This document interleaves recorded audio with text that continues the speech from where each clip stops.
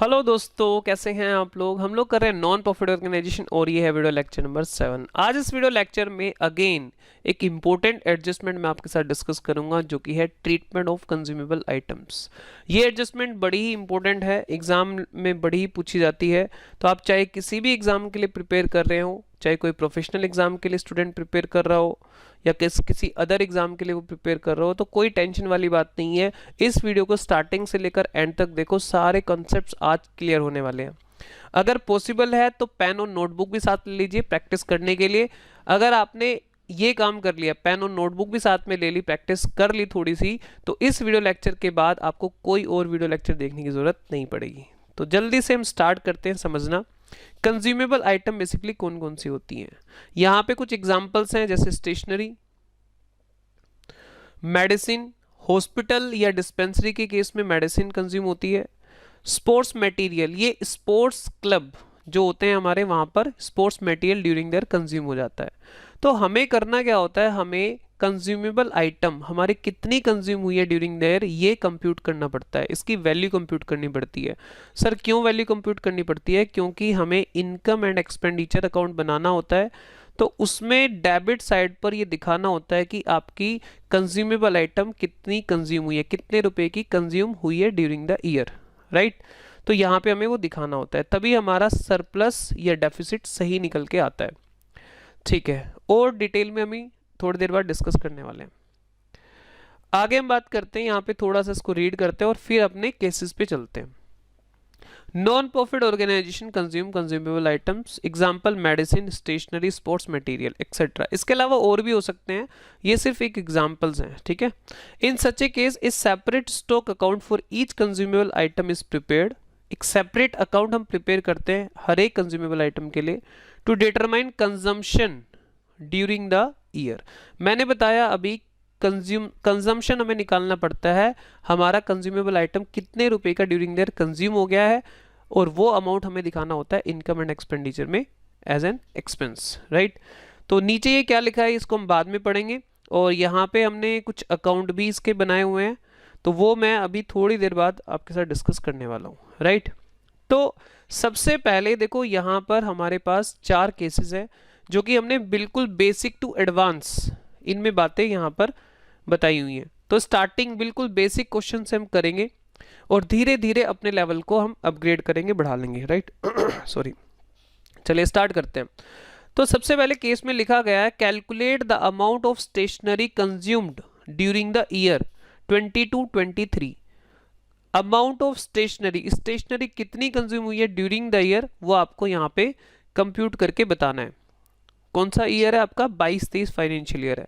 Stock of stationery यहाँ पे दिया हुआ है, ओपनिंग स्टॉक दिया हुआ है। ओपनिंग स्टॉक, इस साल का जो ओपनिंग है वो लास्ट ईयर का क्लोजिंग, लास्ट ईयर का क्लोजिंग बोलो या इस साल का ओपनिंग बोलो, बात एक ही है। तो स्टॉक ऑफ स्टेशनरी यहाँ पे दिया हुआ है 1 अप्रैल 2022 को 50,000 रुपए का, और एंड पर स्टॉक दिया स्टेशनरी का 40,000 रुपए का, राइट। फिर उसके बाद इन्होंने एक बात कही है नीचे, amount paid for stationery during the year. Amount pay करा गया स्टेशनरी के लिए, यानी सीधी सी बात है, stationery during the year purchase करी गई है 2 लाख रुपए की, राइट। तो यहाँ पे ये पूछा गया है कंज्यूम कितनी हुई ड्यूरिंग द ईयर, इसकी वैल्यू आप निकालो और हमें बताओ। तो यहाँ पे मैं बिल्कुल नॉर्मल सी आपको बात बता देता हूँ, देखो क्या है, सुनो। सबसे पहले हमारे पास ओपनिंग स्टॉक क्या था, स्टेशनरी हमें निकालने कितने रुपए कंज्यूम हुई ड्यूरिंग देयर। ओपनिंग स्टॉक कितना था? 50,000 का हमारे पास ओपनिंग स्टॉक था। उसके बाद हमने परचेज कितना किया? सर यहाँ पर कैश में परचेज करा गया है, क्या उधार भी खरीदी जा सकती है? बिल्कुल हो सकती है, वो केस हम आगे जाके डिस्कस करने वाले हैं। तो यहाँ पे कैश परचेज करी गई है 2 लाख की। तो अगर ध्यान से देखा जाए, 50,000 की स्टेशनरी लास्ट ईयर बची हुई थी जो इस साल का ओपनिंग था, और नई परचेज जो हुई है वो 2 लाख की हुई, तो टोटल स्टेशनरी कितने रुपए की है हमारे पास? 2,50,000 की। उसमें से हमारे पास ड्यूरिंग देयर क्लोजिंग में कितनी है?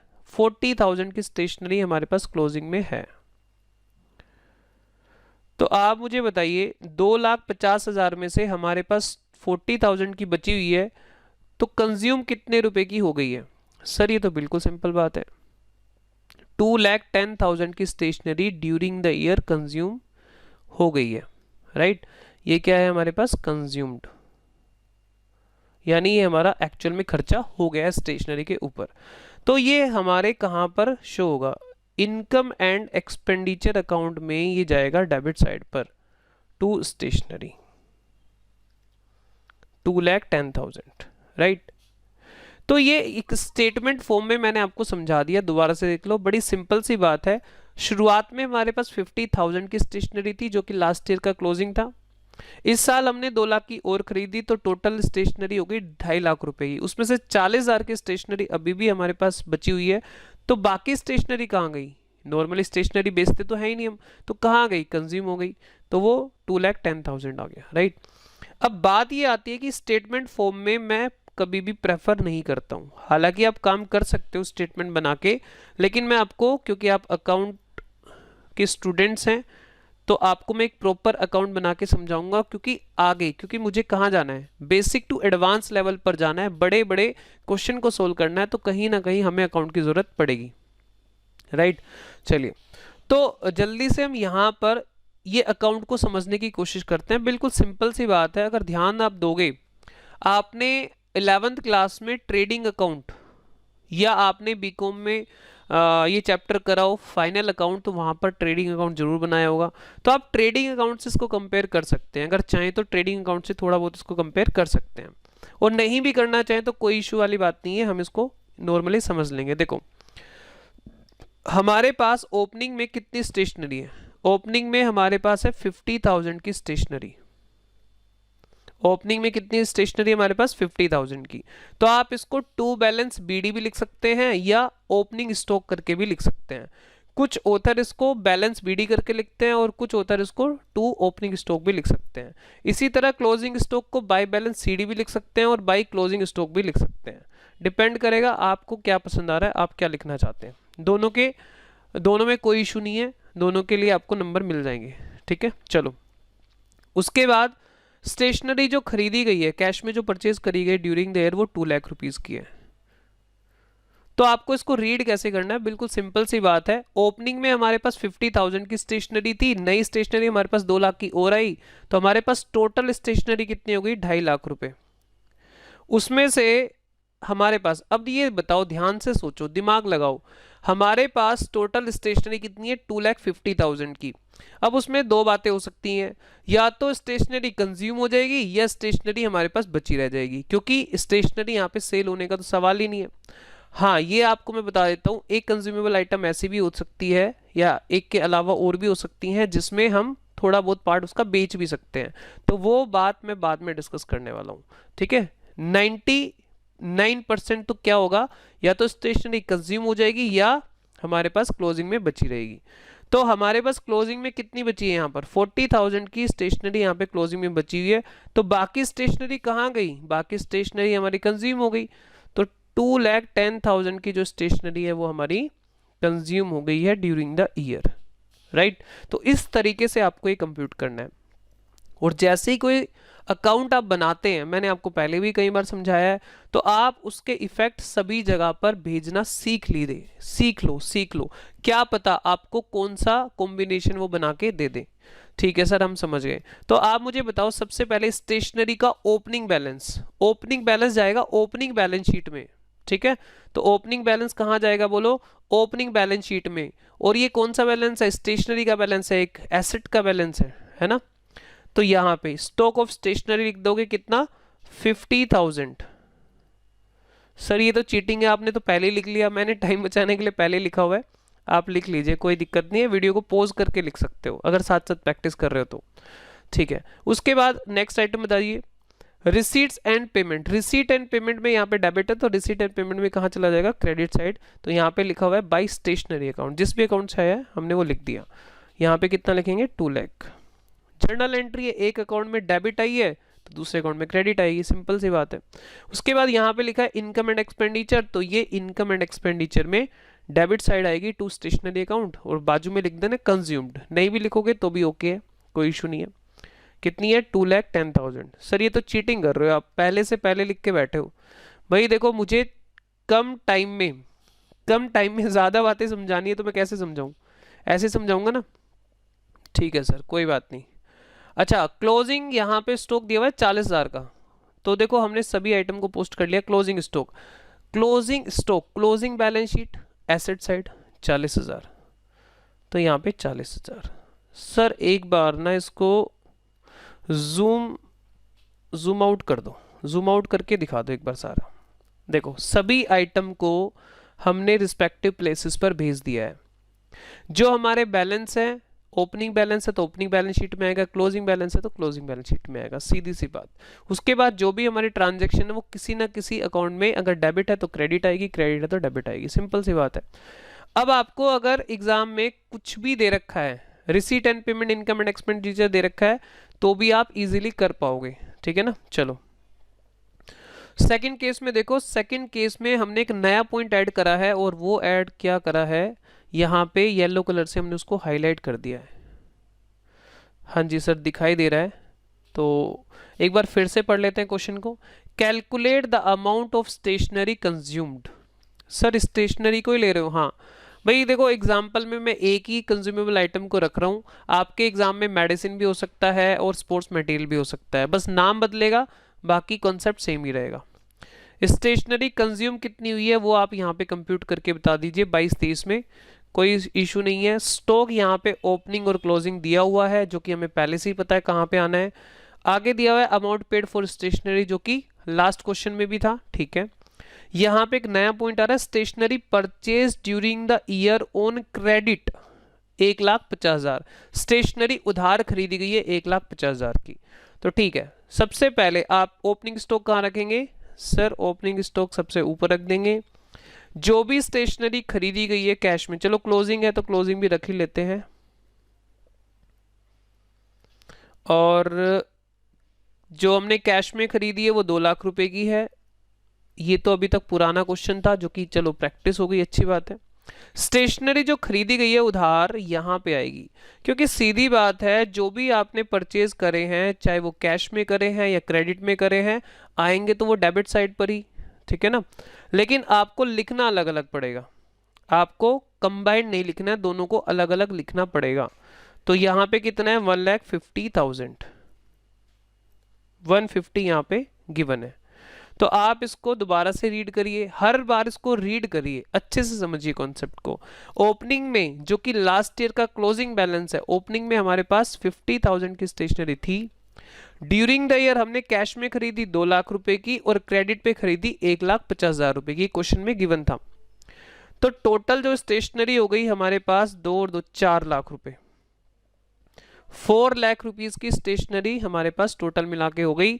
उसमें से 40,000 की स्टेशनरी अभी भी हमारे पास है, तो कितने कितने अमाउंट की स्टेशनरी कंज्यूम हो गई है, सर बिल्कुल सिंपल सी बात है 3,60,000। तो मैं अपनी कैलकुलेशन को ना एक बार दोबारा से चेक करूंगा, हो सकता है कहीं जल्दीबाजी में ना कुछ गड़बड़ ना हो जाए।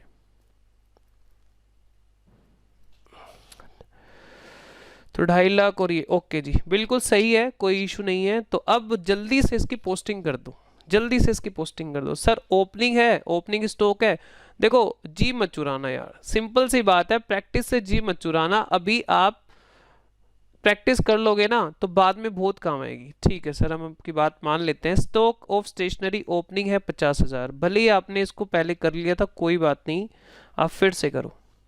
स्टेशनरी का opening balance, opening balance sheet में हमने डाल दिया। रिसीट एंड पेमेंट में इधर चला गया क्रेडिट 2 लाख। फिर क्रेडिटर फॉर स्टेशनरी, अब इसको मैं डिस्कस करता हूं, 1 मिनट रुको, इस पॉइंट को हम डिस्कस करते हैं। और ये जाएगा इनकम एंड एक्सपेंडिचर में डेबिट साइड पे 3,60,000, 3,60,000। फिर उसके बाद क्लोजिंग हमारा बैलेंस बचा है, तो क्लोजिंग कहाँ जाएगा जल्दी बोलो, क्लोजिंग बैलेंस शीट में जाएगा। और क्योंकि ये एक एसेट का बैलेंस है और वैसे भी ये डेबिट बैलेंस है, आपको मैं कई बार बता चुका हूँ पहले भी, तो ये जाएगा इधर 40,000। क्लोजिंग बैलेंस अगर क्रेडिट साइड पर दिख रहा होता है, एक्चुअल में वो डेबिट बैलेंस होता है, क्योंकि डेबिट साइड बड़ी होती है, क्रेडिट साइड कम होती है, तभी तो बैलेंस क्रेडिट पे आता है, तो वो डेबिट बैलेंस है, इसलिए वो यहाँ गया, ठीक है। अब एक आइटम बची क्रेडिटर फॉर स्टेशनरी, ये कहाँ जाएगा? ये एक्चुअल में हमारा एक दूसरे अकाउंट में ट्रांसफर होगा जो कि है क्रेडिटर फॉर स्टेशनरी अकाउंट। अभी आगे की जो एग्जांपल है उसमें ये बात आपको समझ में आने वाली है, राइट? तो चलिए आगे चलते हैं। सर वो क्रेडिटर फॉर स्टेशनरी, रुको, इसमें आएगा ना वो पॉइंट, यहां पर हम क्रेडिटर फॉर स्टेशनरी अकाउंट बनाएंगे तो यहां पर वो पॉइंट आएगा, ठीक है ना? चलो, calculate the amount of stationery consumed. क्या पूछ रहा है आपसे? स्टेशनरी कंज्यूम कितनी हुई है वो बता दीजिए ड्यूरिंग द ईयर 22-23, वही बात पूछ रहा है। Opening stock 50,000, closing stock 40,000। Sir अब तो हम बोर हो गए हैं, अब तो रहने दो। नहीं नहीं नहीं, प्रैक्टिस करनी है भाई, प्रैक्टिस करनी है। प्रैक्टिस करोगे तो बहुत अच्छा रहेगा। 50,000 रख दिया और 40,000 रख दिया। सर अब तो याद ही हो गए, कोई बात नहीं, एक एग्जाम्पल हो रहा है बस। उसके बाद ये पॉइंट हमने डिस्कस कर लिया है और यहाँ येलो पॉइंट आ रहे हैं 2 मिनट के बाद करते हैं। पहले ये पुराना वाला पॉइंट कर लेते हैं। Amount paid for stationery during the year 2 lakh, या क्वेश्चन में लिख सकता है stationery purchase during the year for cash 2 lakh, एक ही बात है। ये 2 नए पॉइंट आ रहे हैं।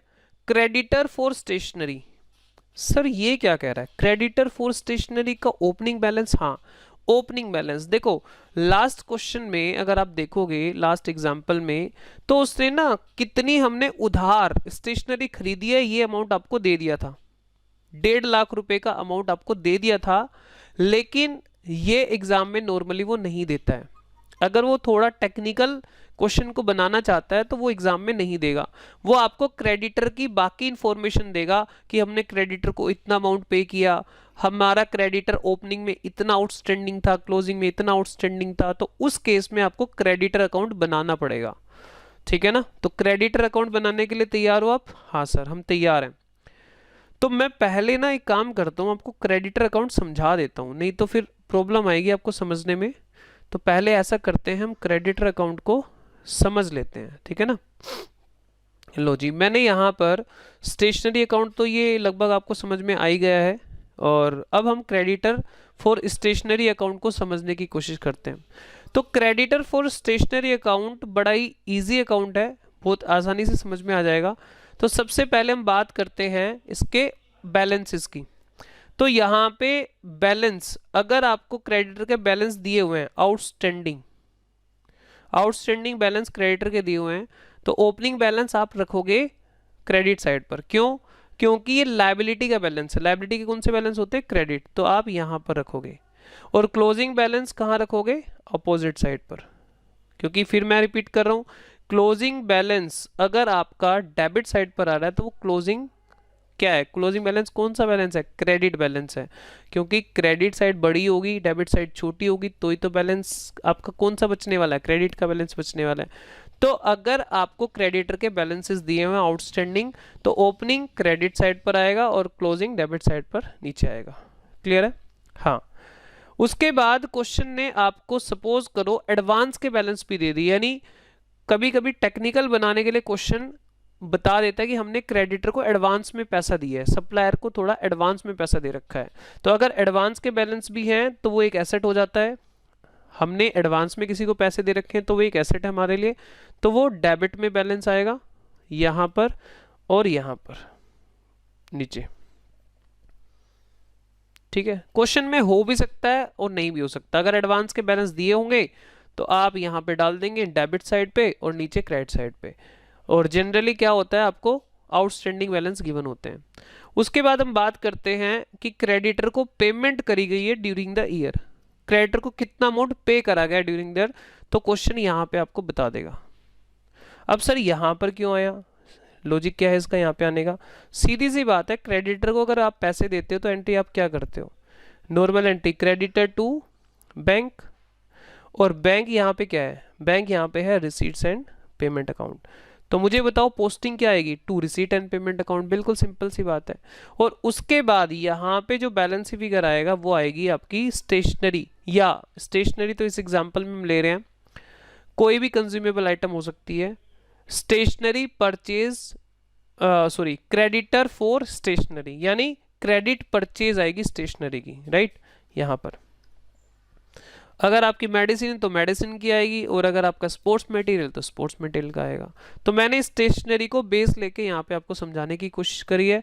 तो आपको क्या होगा, दोबारा समझ लीजिए, क्रेडिटर का यानी क्रेडिट जो परचेज हुई है वो डायरेक्ट अमाउंट क्वेश्चन में नॉर्मली नहीं दिया होगा, तो उसके लिए बड़ी सारी इंफॉर्मेशन आपको दी होगी।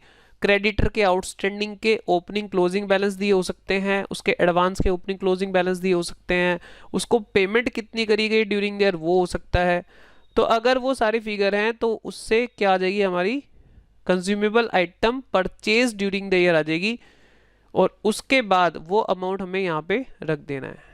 ठीक है, कैश परचेज का क्वेश्चन खुद बता देगा कि आपको कैश में स्टेशनरी परचेज कितने अमाउंट की करी गई है, नहीं दिया तो कोई इशू नहीं है, तो आप डैश भी लगा सकते हैं। हो सकता है कभी कभी सिर्फ उधार हम खरीद रहे हैं, कैश में खरीद ही नहीं रहे, तो क्वेश्चन के ऊपर डिपेंड करेगा, होगी तो आप लिख देना, नहीं तो कोई इशू नहीं है। फिर उसके बाद तो नॉर्मल आपका कंज्यूम निकल आएगा, ओपनिंग आपके पास इंफॉर्मेशन रहती है, कैश परचेज होगी तो लिख देना, ये यहाँ पे आ जाएगी, और क्लोजिंग यहाँ पे आ जाएगा, तो कंज्यूम ड्यूरिंग द ईयर यहाँ पे कंप्यूट हो जाएगा। चलो अब अपने केस में वापस आ जाते हैं, केस नंबर 3 हमारा चल रहा था। हाँ जी, तो हमने यहाँ पर ओपनिंग स्टॉक ऑफ स्टेशनरी यहाँ पे डाल दिया 50,000, क्लोजिंग भी हमने डाल दिया 40,000, और उसके बाद हमने यहाँ पे जो कैश में स्टेशनरी खरीदी गई है 2 लाख की, वो भी हमने यहाँ पे डाल दी है, ठीक है ना। फिर उसके बाद यहाँ पे क्रेडिटर्स की डिटेल डालते हैं हम। उन्होंने हमें स्टेशनरी जो उधार खरीदी गई है वो नहीं दिया, जैसे कि मैंने अभी आपको बताया। तो यहाँ पर क्रेडिटर ओपनिंग में बैलेंस है 30,000, क्लोजिंग में है 25। यहाँ पे क्रेडिटर का बैलेंस है 30,000 ओपनिंग का और 25 क्लोजिंग का। सर ये आपने आउटस्टैंडिंग में क्यों लिए? सीधी सी बात है यार, क्रेडिटर है, क्रेडिटर का जो बैलेंस है वो लायबिलिटी तो होगा ना हमारी। तो 30,000 हो गया और 25,000 हमने लिख दिया, और उसके बाद यहाँ पे लिखा है अमाउंट पेड टू क्रेडिटर्स ₹1,20,000। तो अमाउंट पेड टू क्रेडिटर है 1,20,000। इसके अलावा इन्होंने और कुछ भी नहीं दिया। दोबारा से देख लो, ओपनिंग क्रेडिटर का है 30,000 और क्लोजिंग है 25,000। ओपनिंग हमने यहाँ रख दिया और क्लोजिंग हमने यहाँ रख दिया, और पेमेंट जो क्रेडिटर को की गई है वो 120 की गई है। तो आपको यहाँ पर एडवांस नहीं है, एडवांस के कोई बैलेंस नहीं है। तो यहाँ पे आप देख लीजिए टोटल कितना आ रहा है, 1,45,000, और माइनस कर दीजिए 30,000। तो यहाँ पर आपकी स्टेशनरी जो क्रेडिट में खरीदी गई है वो कंप्यूट हो जाएगी 1,15,000 रुपये। चेक कर लो जी, चेक कर लो कहीं कोई गड़बड़ ना हो जाए। 30,000, 1,15,000, जैसे ही आपकी यहाँ पे ये स्टेशनरी कंप्यूट हो गई, जो उधार खरीदी गई उसका अमाउंट कंप्यूट हो गया, तो फिर आप फटाफट से उसको उठाओ और इस अकाउंट में यहाँ पर रख दो।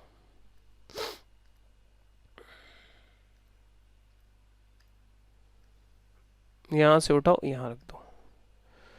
कितना अमाउंट है, ये आ गया 1,15,000, 1,15,000। सर इसको भी हाईलाइट कर दो। लो जी, मैंने इसको हाईलाइट कर दिया। तो टोटल स्टेशनरी कितने अमाउंट की हो गई, 50,000 की साल के शुरुआत में थी, 2 लाख की हमने कैश में खरीदी और 1,15,000 की उधार खरीदी। तो 3,65,000 की स्टेशनरी हमारे पास टोटल हुई, जिसमें से 40,000 की स्टेशनरी हमारे पास क्लोजिंग में है। तो बाकी स्टेशनरी कहाँ गई? सर कंज्यूम हो गई 3,25,000 की स्टेशनरी। ये हमारी stationery consume during the year आ गई, जो कि हमें क्वेश्चन में कंप्यूट करना था, राइट। तो देख लो फटाफट से, कोई इशू यहाँ पे मेरे हिसाब से नहीं होना चाहिए, और अगर है भी तो कोई बात नहीं, अगले एग्जाम्पल में वो इशू आपका खत्म हो जाएगा, दोबारा से चीज़ें रिपीट होंगी। अब फटाफट से पोस्टिंग डाल दीजिए जल्दी से।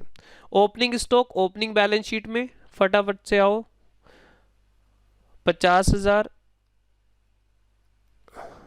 फिर उसके बाद receipt and payment, receipt and payment में यहाँ पे 2 लाख। बार बार करोगे ना तो आपकी अच्छी प्रैक्टिस होने वाली है। उसके बाद creditor for stationery, last question में आपका ये डाउट आ रहा था, तो ये आपका स्टेशनरी अकाउंट में क्रेडिट हो गया, स्टेशनरी अकाउंट में डेबिट हुआ, क्रेडिटर फॉर स्टेशनरी अकाउंट में क्रेडिट हो गया, ठीक है। तो इसका सेकंड इफेक्ट यहाँ पे आ गया। फिर उसके बाद इनकम एंड एक्सपेंडिचर में 3,25,000 कंज्यूम्ड। उसके बाद हमारे पास आती है जी ये क्लोजिंग स्टॉक, बैलेंस शीट में एसेट साइड पर 40,000। फिर आगे बढ़ते हैं। सर ये क्रेडिटर फॉर स्टेशनरी है, इसके भी ट्रांसफर करने पड़ेंगे, बिल्कुल करने पड़ेंगे। जो भी अकाउंट आप ओपन कर रहे हैं उसके आइटम्स को आपको ट्रांसफर करना है। ओपनिंग, हाँ जी, क्रेडिटर फॉर स्टेशनरी ओपनिंग है इसका, ये कौन सा बैलेंस है, ओपनिंग में क्रेडिट बैलेंस है तो लायबिलिटी साइड जाएगा, और कौन से में जाएगा, ओपनिंग बैलेंस शीट में। तो लिखा हुआ है यहाँ पे आउटस्टैंडिंग, मैंने पहले लिख दिया है। आउटस्टैंडिंग क्रेडिटर्स फॉर स्टेशनरी कितना था, 30,000।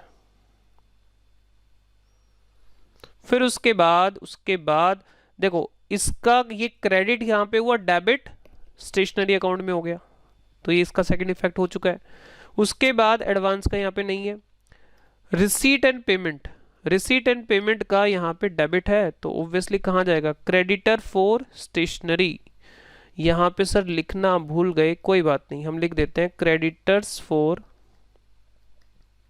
स्टेशनरी, यानी हमने क्रेडिटर को पे करे हैं 1,20,000।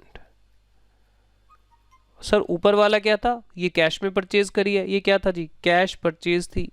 और नीचे वाला क्या है, ये हमने क्रेडिटर को पैसे दिए 1,20,000, उसका यहाँ पे इम्पैक्ट आया।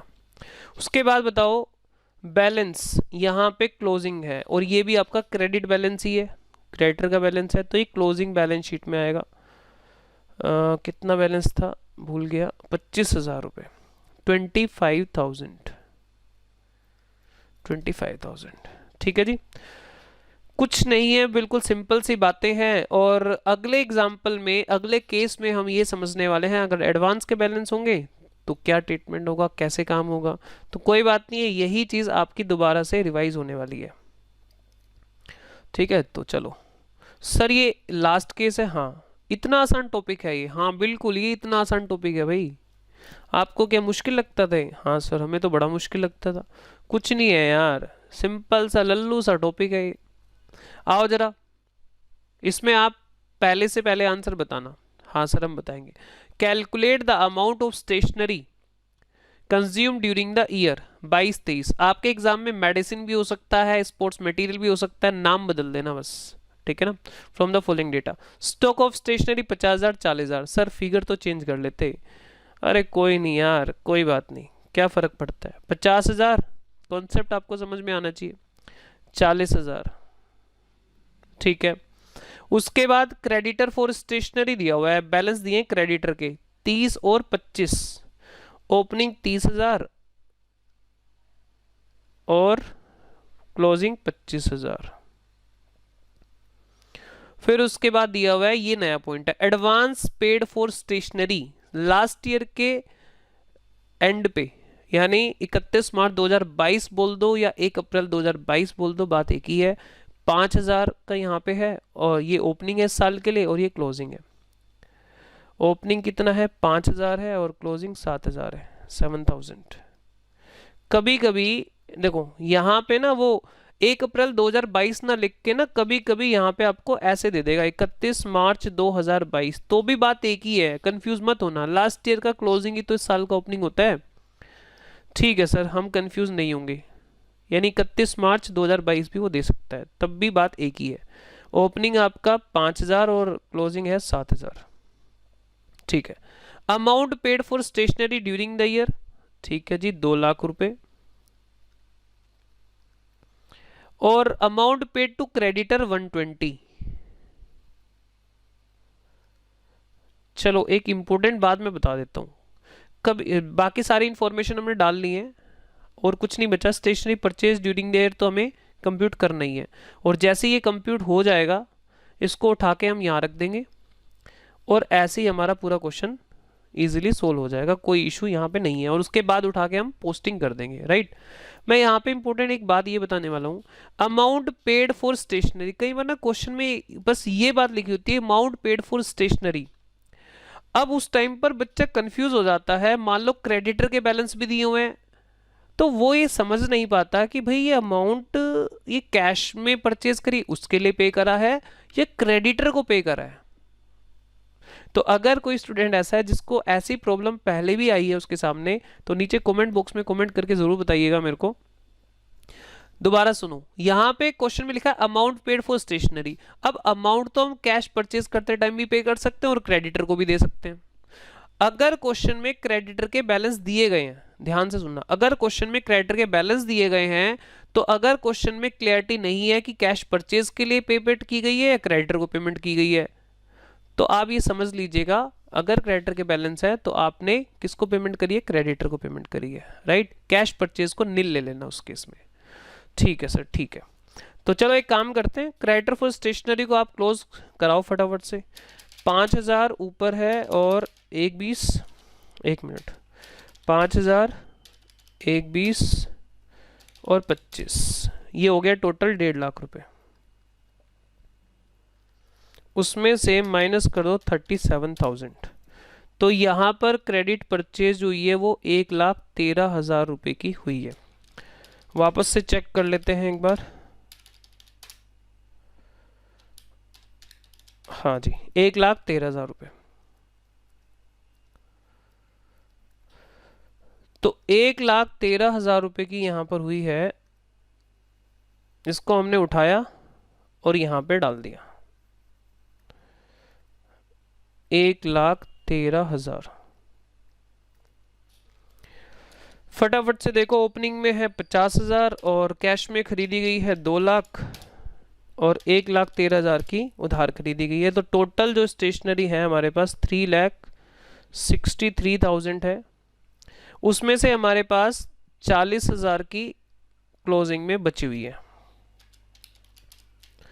तो 3,23,000 की stationery during the year consume हो गई है। 3,23,000 की stationery during the year consume हो गई है। ठीक है, बिल्कुल सिंपल है। तो अब मुझे बताओ, आप इनकी पोस्टिंग कहाँ कहाँ पे डालोगे? सर फटाफट से हम इस बार बताएंगे आपको अच्छे से। ओपनिंग कहाँ डालोगे जी, जल्दी बताओ। ओपनिंग स्टेशनरी का 50,000 है, क्लोजिंग हमें याद है 40,000 है। फटाफट डाल लेते हैं, समय बचाते हैं। ये डाल दी हमने opening stock, closing stock. Income and expenditure में डाल दो 3,23,000। 3,23,000 कंज्यूम हो गई है। फिर उसके बाद हम यहाँ पे डालेंगे रिसीट एंड पेमेंट में कैश परचेज हुई है 2 लाख की। ठीक है, उसके बाद ये वाली आइटम का डेबिट का क्रेडिट यहाँ पे हो चुका है नीचे। उसके बाद क्रेडिटर में ओपनिंग है 30,000 और क्लोजिंग है 25। 30,000, 25,000। अब तो हम फास्ट कर सकते हैं क्योंकि ये चीज़ रिपीट हो रही है। हाँ सर फास्ट कर लो, कोई इशू नहीं है।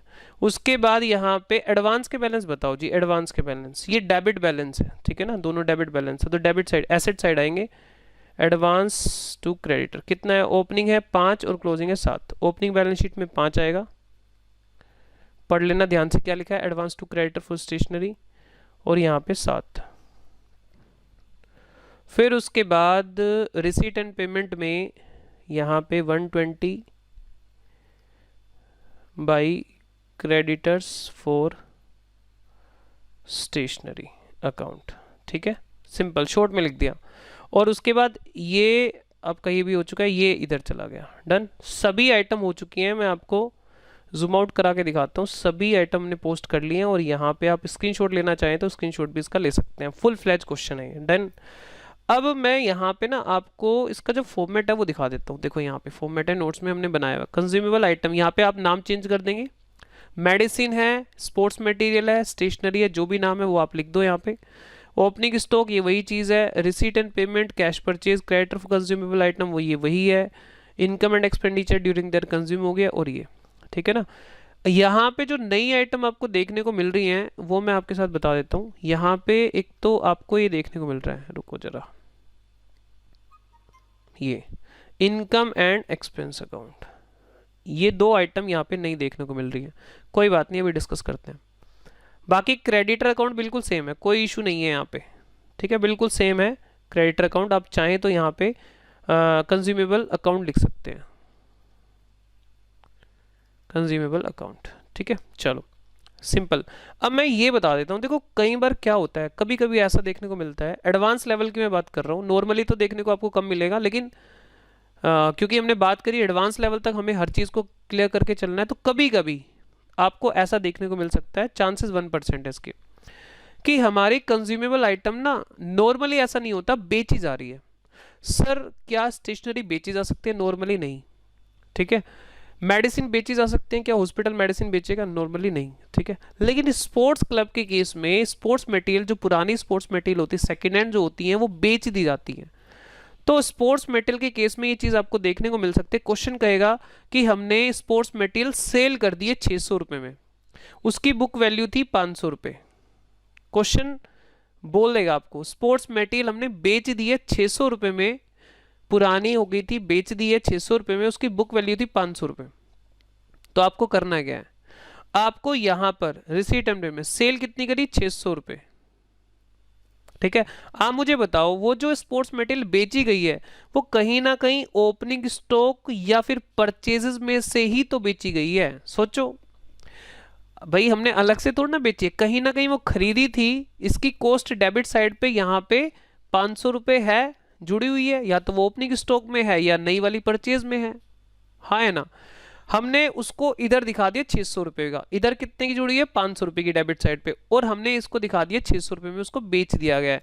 नॉर्मली वो या तो कंज्यूम होती है या क्लोजिंग स्टॉक में बचती है, लेकिन ये एक्सेप्शनल केस है, ये हर किसी कंज्यूमेबल आइटम के केस में नहीं हो सकता, स्पोर्ट्स मटेरियल के केस में हो सकता है, ठीक है। तो यहाँ पे आपने उसको बेच दिया, और बेचा कॉस्ट से 100 रुपीज एक्स्ट्रा पे, तो आपको क्या करना पड़ेगा? 500 तो इधर लिखा था, इधर 600 लिख दिया, तो अकाउंट डिसबैलेंस हो गया है ना, यहाँ पे 100 रुपये एक्स्ट्रा ऐड हो गए, तो वो आपको यहाँ पे प्रॉफिट के तौर पे दिखाने हैं, ठीक है। बस इतना सा काम करना है। सर मान लो इसका उल्टा हो जाता, 500 की आइटम को हमने बेच दिया होता 400 रुपये में, फिर आप क्या करते? 500 इधर है, 400 इधर हो गया, तो क्रेडिट साइड पे फिर लॉस आ जाता, इनकम एंड एक्सपेंडिचर लिख के ब्रैकेट में लॉस लिख देते हैं। क्लियर है? हाँ सर, बिल्कुल समझ में आ रहा है, कोई इशू नहीं है। इसको आप कहाँ भेजोगे? रिसीट एंड पेमेंट में डेबिट, और इसको कहाँ भेजोगे? इनकम एंड एक्सपेंडिचर में क्रेडिट। सिंपल। अगर लॉस होता, जैसे 500 के आइटम को 400 में बेच रहे होते, तो रिसीट एंड पेमेंट में 400 जाता, और आपका जो इनकम एंड एक्सपेंडिचर है उसमें लॉस चला जाता 100 रुपये का। क्लियर है? तो ये आपकी 1% चांसेस है, लेकिन कभी कभी क्योंकि प्रोफेशनल एग्जाम में देखने को ये चीज़ मिल सकती है, तो मैंने ये बात भी आपको डिटेल में समझा दी है, ठीक है। तो दोस्तों आपसे रिक्वेस्ट यही है, अगर वीडियो में थोड़ा सा भी आपको दम लगा है, थोड़ा सा भी इसने आपके कॉन्सेप्ट को स्ट्रॉन्ग किया है, आपकी नॉलेज में थोड़ा सा एडिशन किया है, तो प्लीज़ इस वीडियो को लाइक, शेयर एंड इस वीडियो के नीचे कमेंट ज़रूर करिए। इससे हमारा मोटिवेशन लेवल बढ़ता है, और ऐसे ही वीडियोस आपको आगे मिलती रहें, तो प्लीज़ थोड़ा सपोर्ट करिए इस चैनल को। ओके फ्रेंड्स, मिलते हैं नेक्स्ट वीडियो में। Till then take care, bye bye.